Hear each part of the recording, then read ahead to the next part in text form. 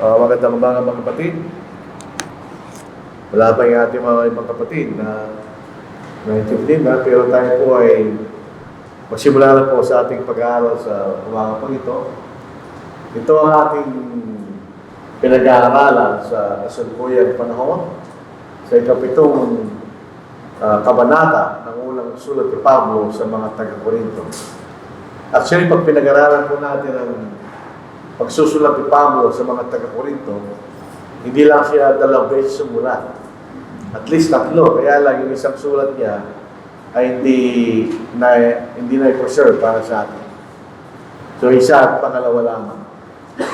Pero sa ikapitong kabanata, ito ay nahahati sa 4 na bahagi. Pero tulad ng ating napag-aralan na, ito ay isang isinulat ni Pablo dahil sa mga bagay na isinulat sa kanya. Gawa ko ng meron kasalukuyang distress kanya o kapigatihan na nangyayari either sa loob ng Corinth o sa pangkalahatang pag-uusig laban sa mga Kristiyano. Bilang review lang, yun sa unang talata ng ikapitong kabanata. Ngayon tungkol sa mga bagay na isinulat ninyo kanya. So meron silang isinulat. Ang aking pagkaunawa, meron silang itinanong. At ito'y sinasagot ni Apostle Paul. Ngayon tungkol sa mga bagay na isinulat ninyo, mabuti para sa isang lalaki ay huwag umipo sa babae. Ito yung pag-asawa, ibig sabihin. Dahil kung umipo in the literal sense, fornication nyo, bawal po yun. So ito yung sa pag-aasawa. Ito yung dahil sa distress. Dito sa verse 26, meron kasalukuyang, sa English ko ay distress. Sa Tagalog, sa palagay ko, dahil sa kasalukuyang kagipitan, makakabuti sa isang tao ang manatili sa kanyang kalagayan. So meron kasalukuyang kagipitan, o sa English ay present distress. Na hindi mga bagay na tinatanong ng mga taga-Korinto na may kaugnayan doon sa distress na yun. Majority po na pinag-uusapan rito ay tungkol sa pag-aasama. Yung sa unang siyam na talata, ito yung prinsipyo ng pag-aasawa, responsibilidad sa loob ng pag-aasawa. Kaya sinasabi ni Pablo, mas mabuti pa huwag kayo mag-asawa dahil sa kasalukuyang kagipitan, dahil may obligasyon ng pag-aasawa kanya. Tapos makita rin po na sa pangalawang bahagi, sa verse 10 to verse 16, yung pong pananatili ng marriage vows, hindi pag-ihiwalay. Meron pong isang theory na ina-advance ng ibang magkapatid na sabi nila, pagka iniwanan ka ng asawa mo kanya, meron ka ng karapatang mag-asawa muli. Ito hindi totoo yun. Ang tanging dahilan lamang para kayo makapag-asawa muli ay kapag napatunayan mo na nasa may nagkasalang pag-ikapid, yun lang. Tapos, sinasabi ni Pablo, kung anong kalagayan mo sa lipunan, na yung kayo naging Kristiyan, manatili ka doon kanya. So dito natin makikita, walang social aspect ang Ebanghelyo, walang social justice na sinasabi. Ang mahalaga sa Diyos ay hindi yung kalagayan mo sa lipunan. Ang mahalaga sa Diyos, yung kalagayan mo sa kaluluwa. At ang pagbabago ay hindi pinipilit ng Diyos sa lipunan. Ang pagbabago ay nanggagaling sa individual. Yun ang aspect ng Ebanghelyo. Binabago ng Ebanghelyo ang individual mula sa isang makasalanan patungo sa isang matuwid na tao na tinatawag na Kristiyano. At sa panghuli ay yung kanyang instruction sa mga walang asawa at mga babaeng balo. Hindi ko lang alam bakit wala instruction tungkol sa mga lalaking balo. Babaeng balo lang, makikita natin. Kung walong dapat nilang gawin sa kasalukuyang distress. Ano ang magiging dapat kaisipan ng mga tao walang asawa, babaeng lalaki, mga babaeng balo o namatay ng asawa doon sa kasalukuyang distress. So, kailangan natin unawain ang lahat na nakasulat dito doon sa context. Meron silang tinanong kay Apostle Paul sa verse 1 dahil sa kagipitan. Kasalukuyang kagipitan na nangyayari sa Corinth ng panahon na yun. So dito po tayo magsisimula, yung natapos natin nakarang linggo. The verse 28, ito yung tungkol sa mga walang asawa. Virgin. Sa kasalukuyang panahon, pag sinasabi natin virgin, usually babae, actually hindi. Ang salitang virgin ay generic, lalaki o babae, yung makikita natin. But even if you do marry, you have not seen. So, ibig sabihin, ng pag-aasawa, yung tamang pag-aasawa, kahit anong pagkakataon, hindi kasalanan mo. Hindi ka nagkakasala kung kayo mag-aasawa. And if a virgin marries, she has not seen. Hindi siya nagkakasala. Nevertheless, such will have trouble in the flesh, but I will spare you. Dito natin nakikita dahilan ni Pablo, bakit isinulat niya ito ang kapitong kabanata. Nakikita niya,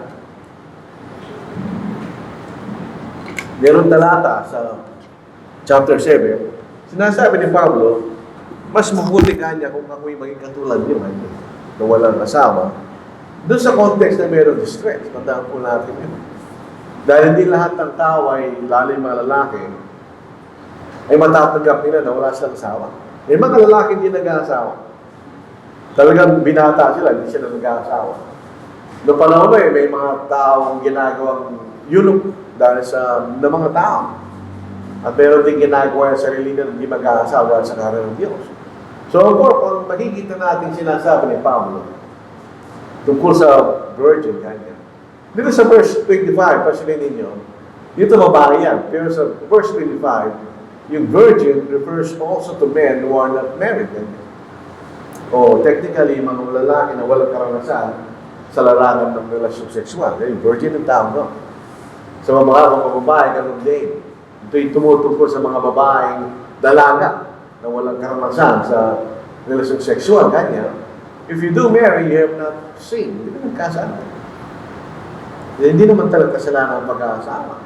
Kaya lang, ang pag-aasawa sa kasalukuyang stress na yon, ang pag-aasawa ay magiging mas mahirap kanya. Under normal circumstance, ang pag-aasawa ay mahirap na dahil may mga obligasyon sa loob ng pag-aasawa. At lalo magiging mahirap dahil doon sa distress kanya. Yung sinasabi ni Apostle Paul. Kung nilalagyan natin sa isang mas practical na halimbawa, sa panahon ng digmaan, noong Second World War, meron pa rin nag-asawa. Pero makikita niyo, pag nagkukwento sila, gano'ng kahirap ang sitwasyon nila. Sila yung umaalis mula sa lugar, lipat-lipat sila dahil sa gera. Under normal circumstances, walang problema yun. So, ganoon din makikita natin sinasabi ni Apostle Paul. So, yung dito, yung virgin ay babae. Pero sa verse 25, yung virgin refers also to men. So, it's generic po yung virgin sa panahon na yun. Sa panahon natin ngayon, basically, mga babae ang sinasabi ng virgin. So, inuulit natin yung pag-aasawa sa kasalukuyang distress na yun ay problema sa laman. Dahil nga sa responsibilidad, kaya nga doon sa unang bahagi ng kabanata, sinasabi ni Pablo yung responsibilidad na may asawa kanya. Sa lalaki, sa babae, babae sa lalaki. So, yung mga responsibilidad na yun ay mas magiging mahirap sa kasalukuyang panahon na meron siyang distress. Ang purpose niya, iniiwas niya yung mga kapatid. Yung sa karagdagan na kahirapan kung sila mag-aasawa. Pero tandaan natin, inuulit ni Pablo, kahit doon sa kasalukuyang distress na yun, at pag-aasawa ka, hindi ka pa rin nagkasala. Kaya yan, kailangan mong malaman na mas malaking responsibilidad ang mag-asawa sa panahon na yun. Yun yung sinasabi niya, Apostle Paul. Kaya sabi niya, but I will spare you. Ano yun? Yung trouble in the flesh. Yung responsibilidad ng may asawa sa panahon na yan. Imagine natin, kung digmaan, dalaga ka. Binata ka, wala kang responsibilidad. Pero kung digmaan, may asawa ka, may manganak ka, eh, malaking ano yun. Meron malaking problema sa iyo, di ba? Yun, ganun din ang makikita natin sa kabanatang ito na in-emphasize niya Apostle Paul.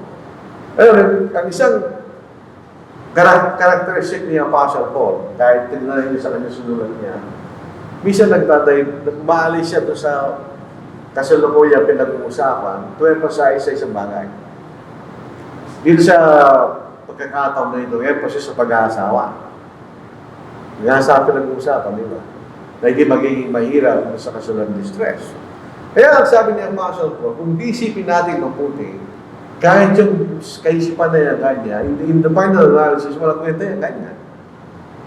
Dahil sabi niya rito, but this I say, brethren, the time is short. Sabihin ng ating buhay may kilala.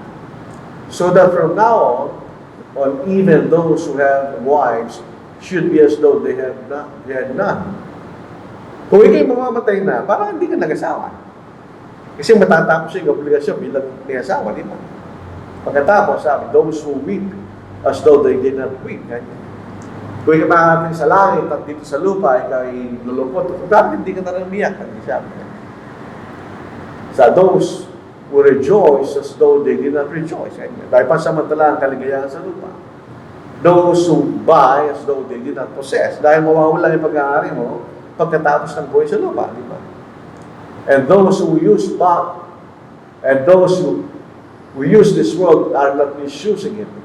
For the form of this world is passing away. Ibig sabihin, lahat ng sulirahan sa munduan niya, mawawala lang yan.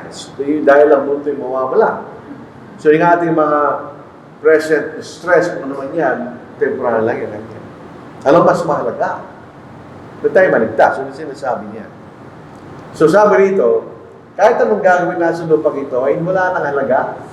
Pagdating ng panahon, dahil ang mundo ito mawawala lang. Mawawala lang kanya. Doon sa pangalang 2 Peter chapter 3, yung mundo at langit masisira lahat kasama ng mga bagay nasa lupa kanya. So magbibigay tayo ng emphasis sa mga bagay na ito na masyado, wala lang yan, ganyan. Kasunlaran. So yung emphasis natin sa physical na mundo, makakalimutan lang natin yan. Dahil mawawala lang yan pagdating ng Panginoon. So sinasabi ni Pablo, time is too short, ganyan. Gamitin natin ito sa higit na makakain natin para tayo maligtas. This is Philippians chapter 1, verse 21 to verse 23. Tingnan niyo yung tanong nila. Ano ba ang gagawin namin kung mag-aasawa kami sa kasalukuyang panahon? Ang sabi ni Pablo, yung iniisip nyo kanya, in the final analysis, walang halaga yan. Dahil ang mundo yung mawawala lang. Ganyan. Pag nawala ang mundo, may asawa ka, wala ka na rin asawa. Dahil sa langit, wala naman nag-aasawa doon, di ba? Pero sa Philippians chapter 1, itong sabi ni Apostle Paul, tingnan po natin. Sabi ni Pablo, sapagkat sa galang akin ang mabuhay si Kristo kanya. So, ibig sabihin, ang lahat ng kahulugan ng ating ginagawa, whatever it is, ay dahil sa ating Panginoon. At ang mamatay, pakinabang. Pag tinitignan natin yan from normal point of view, parang naging pakinabang mamamatay. May malaking kasos ng namamatay. Kailangan kayo masikir mo na yung ano mo ngayon para pagdating ng panahon, wala na problema anak mo. Dahil malaking problema na mamatay. Pero bakit sabi ni Pablo ang mamatay pakinabang? Dahil tayo po nabuhay na tapat kay Kristo, ang mamatay pakinabang. Bakit? Sabi sa verse 23, sapagkat ako'y naiipit sa pagitan ng dalawa, ang aking nais sa imalis at pagkasama si Kristo, sapagkat ito'y lalong higit na mabuti. Matatapos sa lahat ng insuliran sa mundo nito. Sa Colossians 3:1, ano yung priority mo? Sabi niya, Pastor ko. So, yun doon sa present distress, ang priority nila, ang gagawin namin under the present distress. Ang sabi niya, Pastor ko, sa Colossians 3:1, kung kayo ngayon muling binuhay na kasama ni Kristo, ay hanapin ninyo ang mga bagay na nasa itaas. Yung langit ang nasa itaas. So, ang tinutukoy niya ay spiritual na mga bagay na kinoroon ni Kristo na nakaupo sa kanan ng Diyos. Pag sinasabi na nakaupo sa kanan ng Diyos, ang ibig sabihin ng kanan ay kapangyarihan. Sa ating kasalukuyang panahon, yung right hand means assistant. Yan ang right hand mo ngayon. Pero nung panahon na yun, ang right ay ang kalakasan. So, sino nakaupo sa kapangyarihan ng Diyos? Ganyan. Ituurin nyo ang inyong pag-iisip sa mga bagay na nasa taas, hindi sa mga bagay na nasa ibabaw ng lupa. Kasi mawawala lang yun. Pero yung mga bagay na spiritual, Ito yung mananatili hanggang sa buhay na walang hanggan, di ba? Yun ang sinasabi niya mas mahalaga. Sapagkat kayo namatay na, nung sila'y nabautismo namatay na sila sa kanilang dating pagkatao, kasalanan, at ang inyong buhay na tatawag kasama ng Kristo sa Diyos. Yung mga baptist, ang tatanong sila, meron ba kayong buhay na walang hanggan? Technically, meron. Hawak na ninyo, di ba? Ito yung nasa ating Panginoon. Pag dumating ang Panginoon, ibibigay niya sa atin ang ating buhay na walang hanggan. Ang pwedeng analogy na pwede natin isip, pag meron kang pera sa bangko, meron tayong deposit, may pera ka ba? Oo. Pwede mo bang hawakan? Hindi. Sa bangko eh. Pag natapos na yung kontrata, 3 years, 4 years, kung pera mo. Yan sinasabi ng ating Panginoon. Kapag si Kristo na inyong buhay na hayag, ay mahayag nga rin kayo kasama niya sa kalalatian ng ating buhay na walang hanggan. Nakasama tayo sa langit. Ito sa Santiago chapter 4 verse 14, na-emphasize ni Santiago ang kaiksihan ng buhay.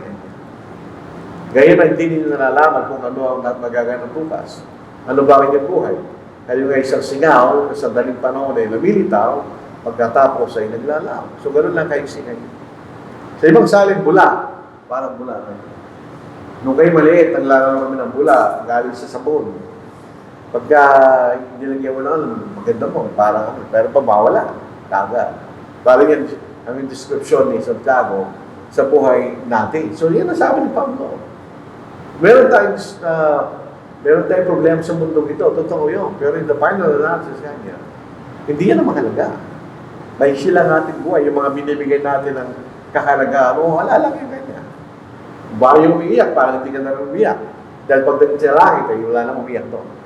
Wala nang problema, sabi niya pa. But I want you to be without care. He who is unmarried cares for the things of the Lord, how he may please the Lord. But he who is married cares about the things of the world, how he may please his wife. Tandaan natin ang pag-aasal at kasalanan. Binigyan ng pribileyo ng Diyos sa mga tao yan. It is not sinful, it's masama. Pero meron siyang distinct responsibilities. Hindi yan na makikita natin. Hindi siya automatic na mag-aasawa ka lang. It's 99%, sabi ko nga, 99% responsibility, 1% pleasure. Yan ang pag-aasawa. Hindi totoo yung puro pleasure lang. Pag pumasok sa pag-aasawa, mas malaki pa yung responsibilidad kaya sa pleasure sinasabi. So, sabi rito, yung unmarried man, like Apostle Paul, wala siyang asawa, pamilya na pag-iisipan niya. Wala siyang problema doon dahil wala naman siyang responsibility. Kung tayo lalaki, basically mga kapatid, ang lalaki ang may responsibilidad na maghanap buhay, hindi yung babae. Agrabyado yung mga lalaki kasi, totoo kasi. Pag nagtrabaho, babae, yung pera niya, pera lang niya. Pero yung pera ng lalaki, pera pa rin ng asawa niya. Diba? 1 Timothy chapter 5 verse 8. Ngunit kung sino man hindi kumakalinga sa kanyang kamag-anak, lalong-lalo sa kanyang sariling sangbahayan, tinanggihan niya ang pananampalataya at siya'y masahod pa sa hindi mananampalataya. Yan ang financial responsibility. Kung may asawa ka, kailangan maging masaya ng asawa mo. Ganun talaga yun pag may asawa ka, di ba? Pero kung wala kang asawa, wala sa iyo. Wala kang asawang dapat itong pasayahin o to satisfy, wala kang anak na pakakainin. So yung panahon mo kanya ay para sa Panginoon.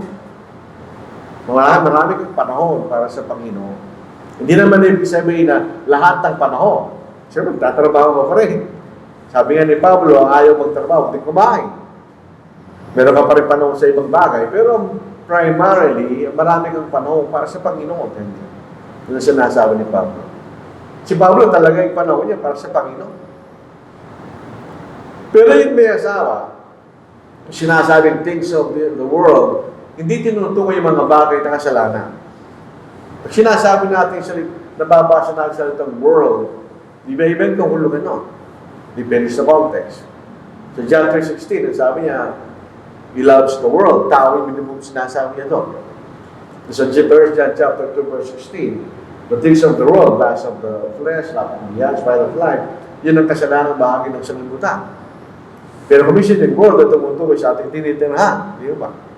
Pero sa pagkakataon na ito yung mga bagay na hindi kasalanan with regard sa pag-aasawa. In other words, pag ikay nag-asawa, may mga bagay na likas sa pag-aasawa kanya. Na ginagawa ng lahat na nasa sanglibutan kung sila may asawa. Yun ang sinasabi niya Apostle Paul.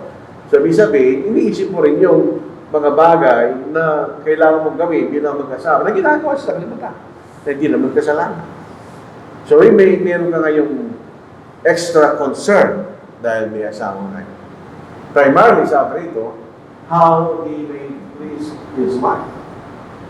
Dahil kung hindi natin gagawin yan, may mga asawa, baka mag-iwalay ka ng asawa mo, magkaroon kayo ng problema, etc. So, para mapanatili niya yung relationship niya, meron ka gagawin. Yun ang sabi ni Pablo. So, yun ang iniisip ko rin yun. Para mapapanatili yung relasyon bilang may asawa sa iyong asawa. So, under the present distress, dalawang iniisip mo kanya. Yung mga bagay sa Panginoon at yung mga bagay sa sanglibutan with regard sa pag-aasawa. So, sabi niyo na mangyayari sa inyo sa kasalukuyang kagipitan. Paano mo mapapasaya ng asawa mo sa kasalukuyang kagipitan? May distress eh. So, yun ang sinasabi ni Apostle Paul. Binibigay siya ng contrast. Kaya sabi ni Pablo, kung maaaring lang kanya, maging katulad niyo ko. Wala kayong problema, under the present distress. Pero hindi yun required. Dahil di lahat ng mga tao, kaya nilang walang asawa. Hindi lahat. Majority, nag-aasawa mga tao. Minority lang po yung hindi nag-aasawa. So nakikita natin yung point ni Apostle Paul. Sa buong chapter 7, kailanman niya sinasabi, pag nag-asawa ka, nagkasala ka. Pero kanya, under the present distress, ito magiging problema ng kung asawa kanya. Yun yung sinasabi ni Apostle Paul. Sa verse 34, there is a difference between a wife and a virgin. The married woman cares about the things of the Lord, that she may be holy both in body and spirit. But she who is married cares about the things of the world. Yan ang naman. How she may please her husband. So ito naman yung kabila. Yung una, sa lalaki. Ngayon naman, sa babae, kanya. Yung babaeng walang asawa, lalo na. Lalo siya walang problema kung babaeng walang asawa. Kasi ganun ang nature ng mga babae pag wala silang asawa kanya. So, virgin and unmarried. Difference. Dito yung tinutuwa sa responsibility. Ang walang asawang babae, marami siyang panahon para sa Panginoon. Wala siyang asawang iisipin. Wala siyang mga anak na kailangan niyang alagaan. Wala siyang bahay na dapat niya linisan. Hindi siya nagluluto. So, kakunti lang kanyang problema. Dahil wala siyang asawa. So, she cares about the things of the Lord. Marami siyang panahon para sa Panginoon. Ganyan. Yung effort niya ay para sa Panginoon. Kung Kristiyano ka, kasi gano'n naman talaga kung Kristiyano ka, you put effort para sa Panginoon. Kung hindi ka seryoso Kristiyano. So, yung walang masawa, wala siyang problema. Under the pressure of distress, kahit may distress ko, wala siyang problema. Meron pa siyang panahon para sa Panginoon. Pero yung babae may asawa, things of the world, ganyan, hindi yung sinasabi nating masamang bagay ng sanglibutan. Kundi kalooban ng Diyos regarding marriage sa sanglibutan. Dahil ang pag-aasawa ay sa sanglibutan lang. Sa mundo, sa langit, may nagtanong sa ating Panginoon, kung ganito ang babae, nag-asawa siya ng ganyan, sino asawa niya ganyan? Ang sabi ng Panginoon, wala. Sa langit ay walang nag-aasawa, pinag-aasawa, may katulad ng mga ngayon, ganyan. So pagdating na sa langit, wala na mga bagay tungkol sa pag-aasawa. Ito'y sa sanglibutan lang, sa lupa. Kaya nga pag namatay ang asawa mo, kung kayo naging byuda, wala ka ng asawa. Kasi ang relationship ay sa sanglibutan lang. Hindi siya lumilipat sa kabila. In other words, kahit na nagkaroon tayo ng dalawang asawa, nabyuda ka, pagdating sa langit, hindi mo sila asawa. Wala nang marital relationship pagdating sa langit. Dahil kakilala mo sila, close ka dahil dati mo silang kilala, pero hindi mo sila asawa pagdating sa langit. Ang pag-aasawa nasa lupa lang. Yan ang sinasabi ni Pablo, cares about the things of the world with regards to marriage. She has the responsibility to please her husband. So ito yung mutual relationship. Ito lamang po ang human relationship na yung responsibility ay absolutely mutual. Hindi pwedeng isa lang yung gumagalaw, yung isa hindi. Yung marriage, madidissolve yun, masisira yun. Kailangan kayong dalawa. Kahit sa sexual relationship, mutual pa rin yun. Yun lamang ang bagay na pareho nararamdaman nyo at the same time. Kaya ibang klase yung relationship ng pag-aasawa. Sabi nga ng teacher namin sa philosophy na nasa college kami, there is only one relationship which changes from time to time. Yung magulang mo pa rin yan. Yung anak mo lang yan. Yung kaibigan mo lang yan. Kanya. Pero sa pag-aasawa, hindi. Nagsisimula yan sa purely sexual relationship. Pagkatapos, may mga anak na kayo, magbabago yung relationship niyo. Pag nag-asawa na yung mga anak niyo, magbabago rin ang relationship niyo. So, nag-evolve ang pag-aasawa, depende sa panahon. Yun lang ang relationship na gano'n. Pero yung ibang relationship, constant lang yan. Hindi nagbabago. Kaya makikita niyo ibang unique ang marital relationship. It's a mutual relationship. So, meron din responsibility yung babae to please her husband. Kumisyon, nagiging one-sided lang kasi yan. Akala ng mga babae, yung mga lalaki lang may gusto niya. Hindi totoo yun. Pag sinabi natin yung babae, hindi niya gusto yan, nagsisinungaling sila. Meron din silang sexual desire. At the same manner sa mga lalaki. Kaya pag nag-asawa yan, magkakaroon siya ng sexual need na wala ng lalaki siya. Both sides. Yung lalaki, natural siya lalaki yun. Basta una siya sa ganyang bagay kaysa sa babae. So may isang responsibilidad to please her husband.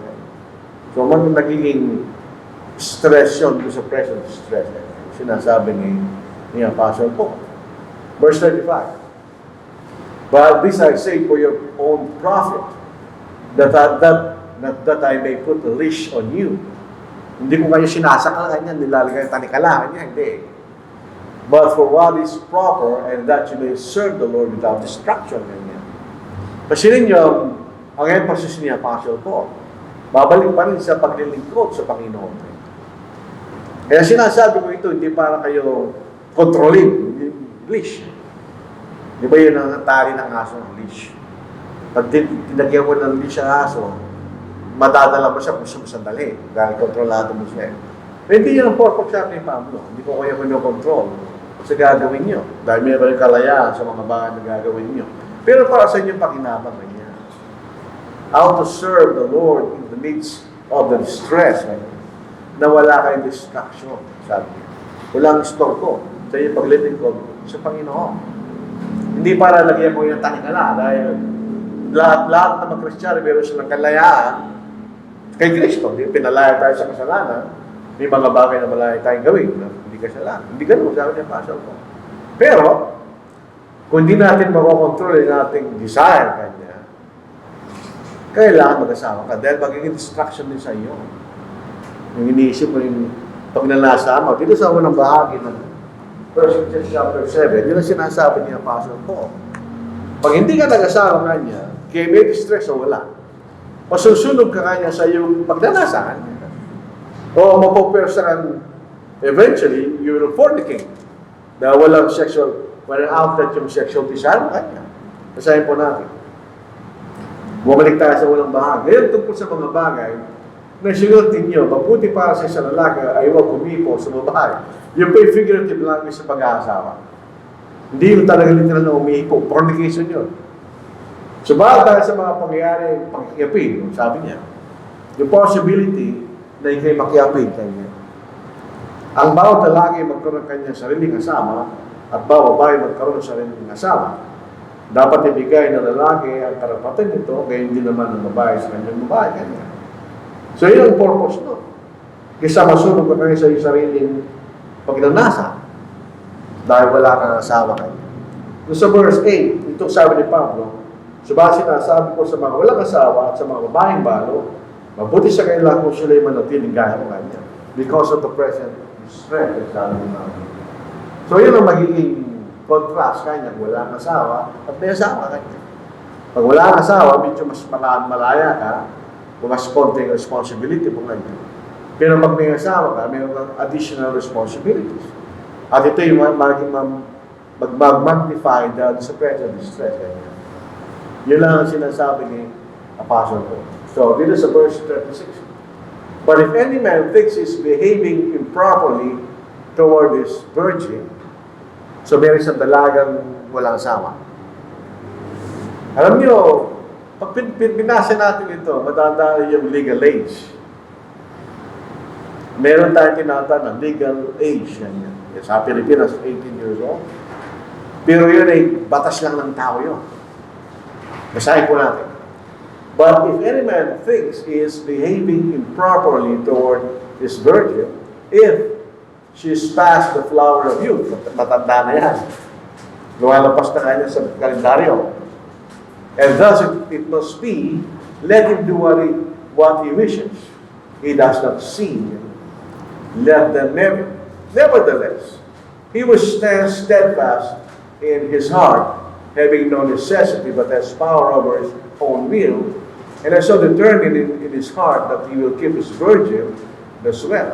So then he will give her in marriage as well, but he who doesn't give her in marriage does better. Because of the present stress, tandaan po natin yun. Lahat ito yung vehicle sa present stress. So yung hindi nag-aasawa, that's good. Pag nag-asawa ka, mabuti yun eh. Pero mas maganda kung hindi ka mag-asawa ka niya. Because of the present stress. Kailangan lagay natin sa ating kaisipan, o else, magkagulo tayo. Para silang sabi, pag-aasawa, problema, hindi naman. Not necessary. Kaya the present stress, naging malaking, mas mahirap kanya mag-asawa kanya.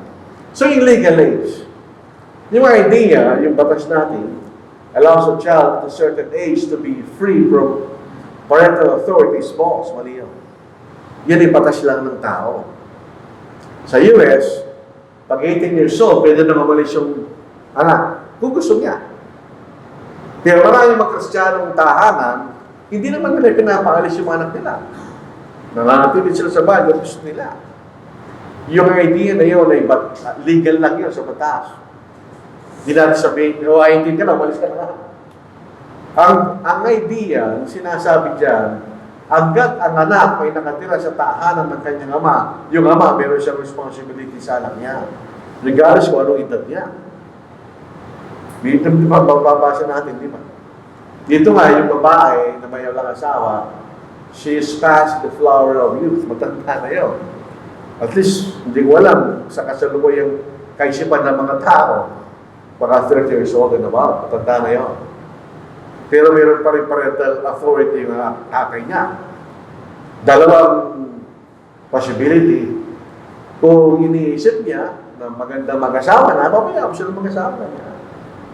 Pero dahil sa yung kaisipan, dahil sa present stress, tandaan po natin yun, iniisip ng ama na magkakaroon ng problema yung anak niya pag nag-asawa siya under the present stress.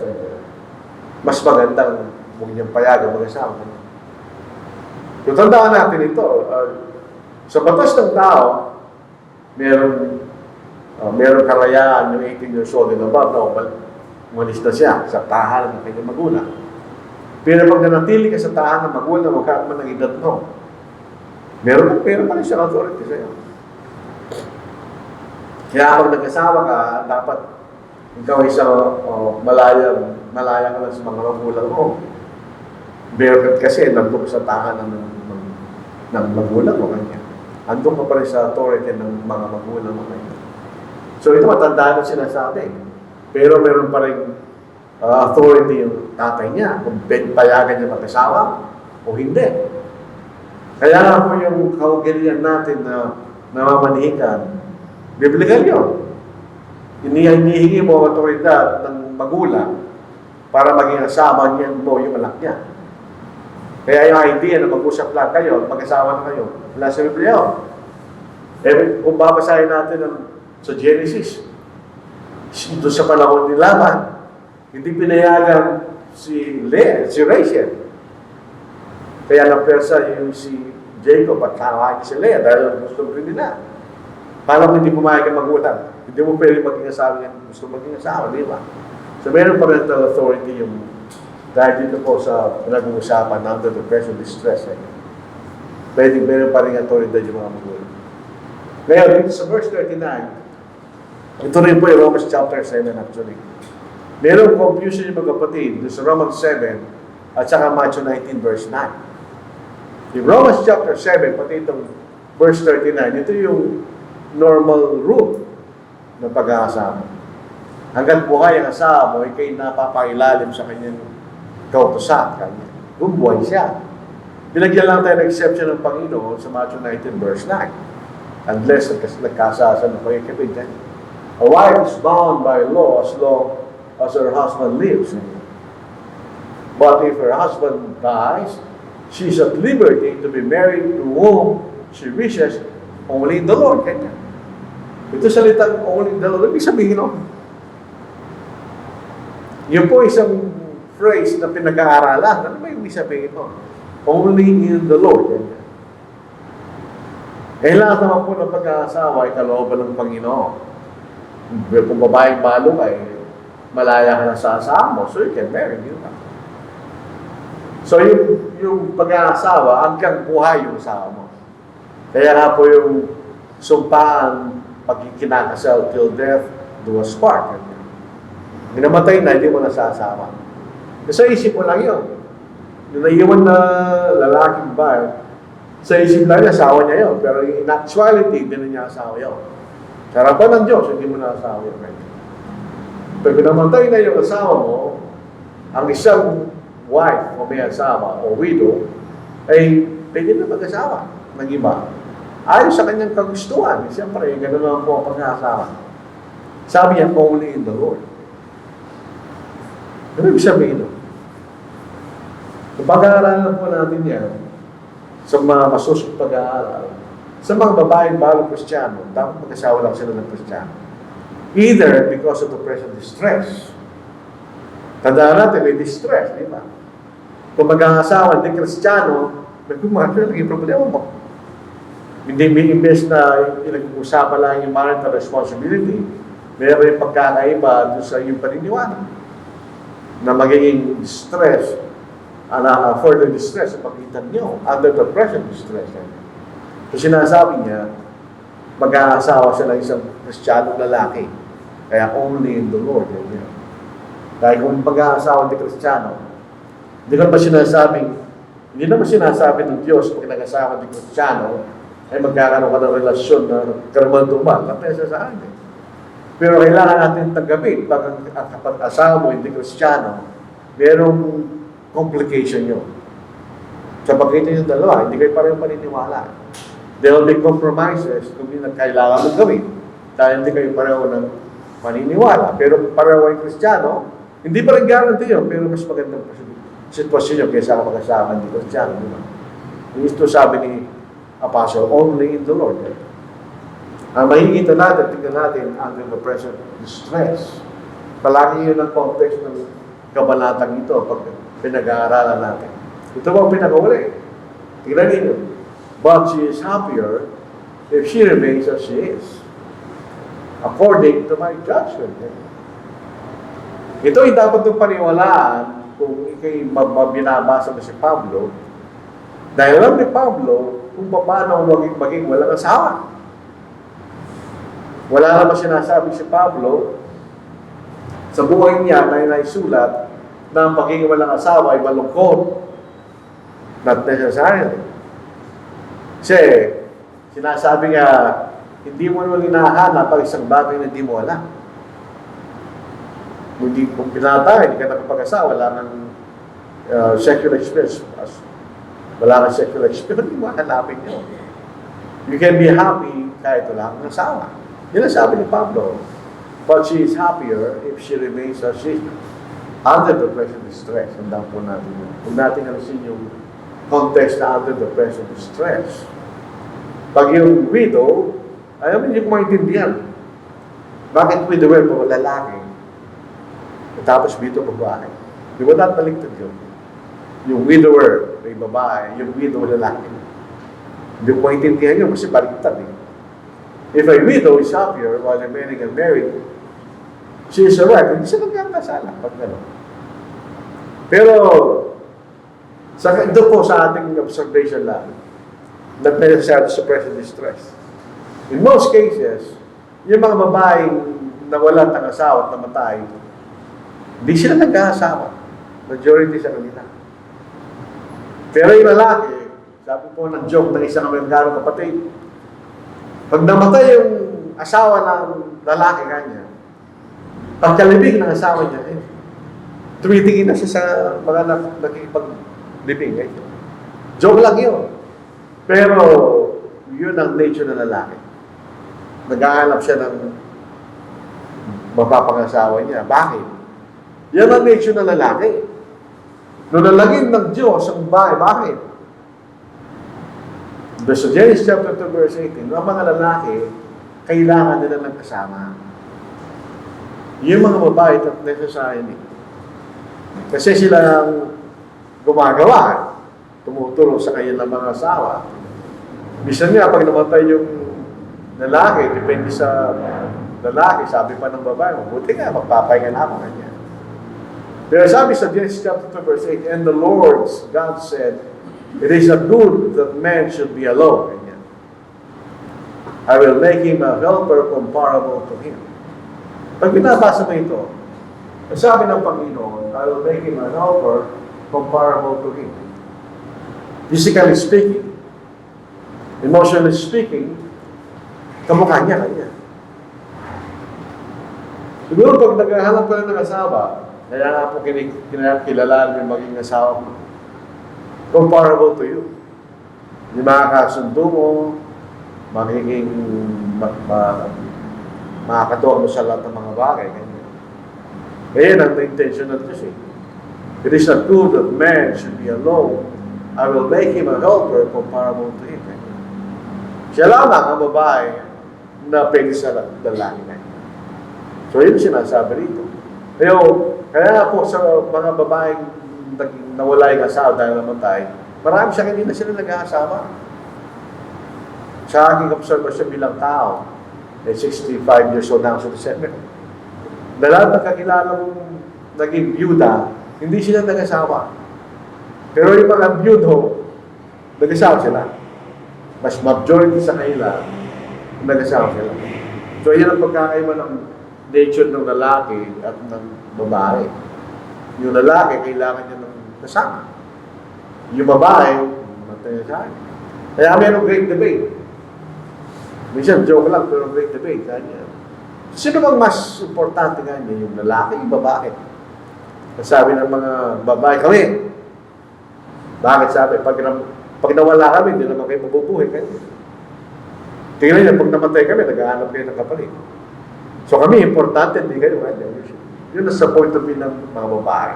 Siguro totoo dahil yun ang nature ng lalaki. Kailangan niya ng katulong kasama niya sa kanyang buhay bilang may asawa. So ito po ang ating pag-aaral po sa mga pangito. Ito, chapter 7, unique talaga ito. Kailangan natin unawain doon sa context ng present distress.